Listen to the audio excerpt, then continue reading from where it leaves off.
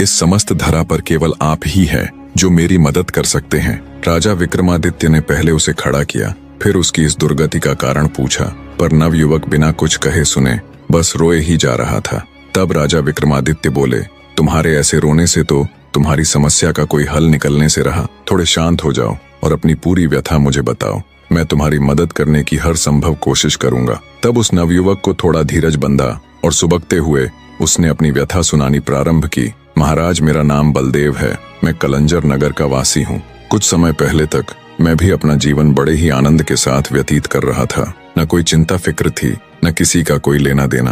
पर एक दिन जब मैं हमेशा की भांति अपने खेतों को जा रहा था, तब मुझे रास्ते में एक बंजारा मिला। बातों बातों में उसने मुझे बताया कि इन दिनों अमरावती नगर के राजा की लड़की राजकुमारी वैजयंती का स्वयंवर चल रहा है। वो इतनी सुंदर है कि तीनों लोकों में उस जैसा दूसरा कोई नहीं। वो स्वयं कामदेव की संतान है। आगे उसने मुझे बताया कि अब तक हजारों राजा महाराजा उसके स्वयंवर में उससे विवाह हेतु जा चुके हैं, जिनमें से कुछ जलकर खाक हो गए तो कुछ पागल हो गए। महाराज, बंजारे की ये बात सुन मुझे बड़ा कौतुक हुआ और मेरे आश्चर्य की सीमा बढ़ गई। राजा विक्रमादित्य भी नौजवान के द्वारा सुनाई जाने वाली उसकी व्यथा पूरी दिलचस्पी के साथ सुन रहे थे।